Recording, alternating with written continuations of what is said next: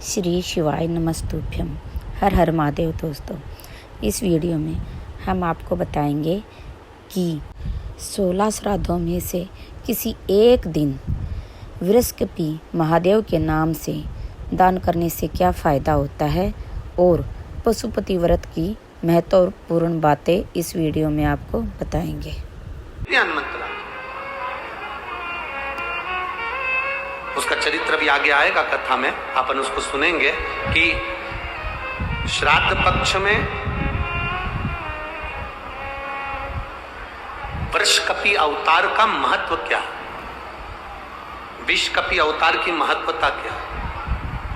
देव पितर शिव महापुराण में अगर 16 दिन श्राद्ध के होते हैं और 16 दिन श्राद्ध में से कोई भी एक दिन श्राद्ध का जो तुम्हारी मर्जी पड़ जाए, जिस दिन तुम घर में फ्री हो, जिस दिन तुम्हारी मर्जी पड़ जाए, जिस दिन तुम्हारा मन कर जाए, उस दिन वृषकपी विषकपी नाम लेकर एक रोटी में थोड़ी सी शक्कर या गुड़, थोड़ा सा चावल,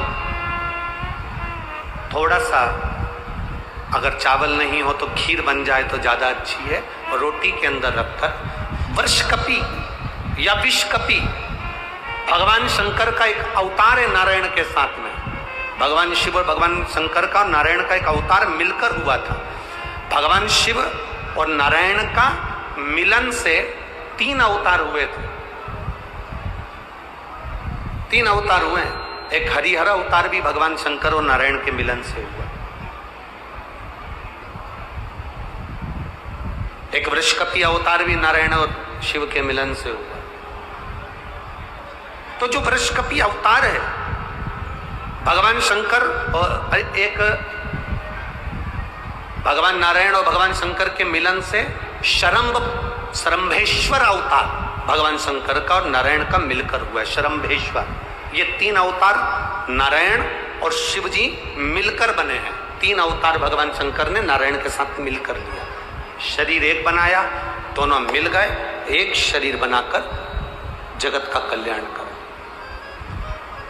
रोटी हो तो रोटी, पूड़ी हो तो पूड़ी, पराठा हो तो पराठा, जो तुम बनाए हो उसमें थोड़ा सा मात्रा दूध चावल की या खीर की, थोड़ी सी मात्रा गुड़ की, और वृषकपी या विषकपी अवतार का नाम लेकर अपने दरवाजे के बाहर खड़े होकर जो गौ माता को श्राद्ध पक्ष में किसी भी दिन ये भोजन वृषकपी का नाम लेकर दे देते हैं, उसके घर में कभी संपदा की कमी नहीं आती, धन की कमी नहीं आती। श्राद्ध पक्ष का ये स्वरूप है विषकपी अवतार। एक बार सब बोलेंगे, बोले विषकपी भगवान की। अब नाम आप लोग ले जिससे आप लोगों को याद हो जाए। बोलिए, विषकपी भगवान की। आप नाथ का व्रत करने वाली स्त्री, पुरुष, बच्चा, बेटा, बेटी, जुवान, बूढ़ा, जो भी है, दिखावे से कभी पशुपति व्रत मत करो। 5 सोमवार का व्रत होता है। 5 सोमवार के बीच में अगर कोई आपका त्योहार आ गया, कोई तीज आ गई, कोई आपका त्योहार आ गया, एकादशी, जो व्रत आप पहले से करते आ रहे हो वो व्रत आ गया, तो आप इस व्रत को छोड़कर अगला व्रत करो। एक ही मंदिर में 5 व्रत पूरे होना चाहिए। ऐसा नहीं कि 2 व्रत इस मंदिर में कर लिए, 3 व्रत उस मंदिर में कर लिए, नहीं, 5 व्रत एक ही मंदिर में हो।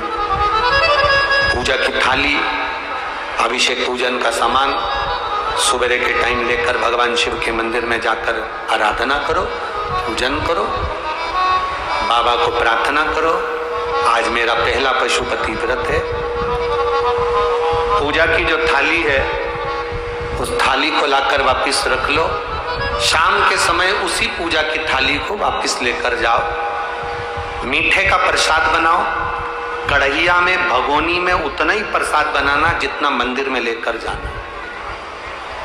ऐसा नहीं कि थोड़ा बनाकर परिवार वालों के लिए अलग रख देती हूँ, उसमें से ले जाऊंगी तो प्रसाद के तो इससे वही होगा। कढ़ैया में उतना जितना प्रसाद बनाया है वो पूरा की पूरा लेकर जाना पड़ेगा।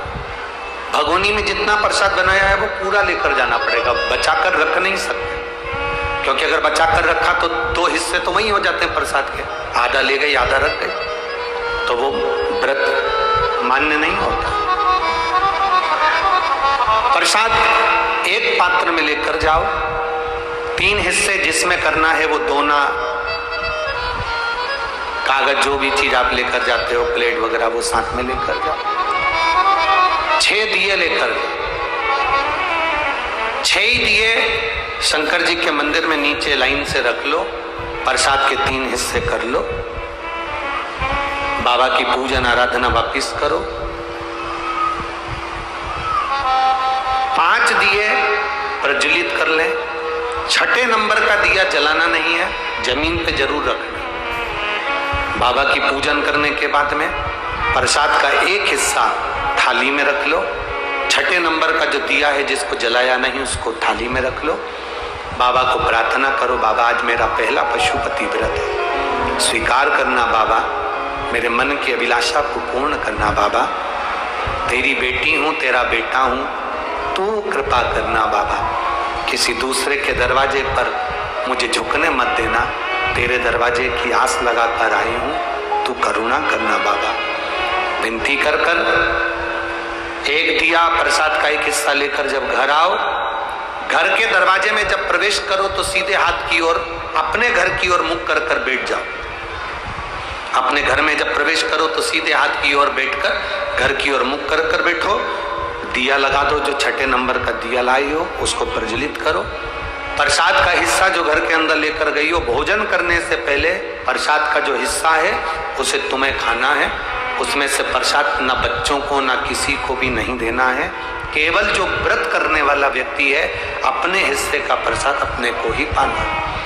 प्रसाद का हिस्सा खाकर फिर भोजन करो, बाबा का स्मरण करें। ऐसे 5 व्रत पूर्ण हो। जब 5वां व्रत हो तब एक नारियल, बन सके तो 108 फूल की पंखड़ी, पुष्प, चावल जो तुम ले जा सकते हो, नारियल के साथ भेंट आदि लेकर बाबा की जैसी पूजन हर सोमवार करी वैसी ही करें। नारियल समर्पित कर कर एक एक फूल की पंखड़ी 108 बार श्री शिवाय नमस्तुभ्यम कहकर बाबा को समर्पित कर दें। विनती कर लें नारियल और भेंट देते समय, बाबा आज मेरा 5वां व्रत पूर्ण हो रहा है, झोली भरना, कृपा करना, विनती कर कर। 6ठे नंबर का दिया प्रसाद का एक हिस्सा लेकर वापिस आओ, दिया जलाकर जो विनती बाबा के मंदिर में करी वही अपने दरवाजे की चौखट पर 5वें दिन अवश्य करें, 5वें सोमवार, और व्रत पूर्ण करें। 3 महीने बाबा का उस व्रत का इंतजार करें। वैसे तो विश्वास है 3 महीने आपको इंतजार नहीं करना पड़ेगा, बाबा 1.5-2 महीने में ही कृपा कर देता है। ये पशुपति व्रत है।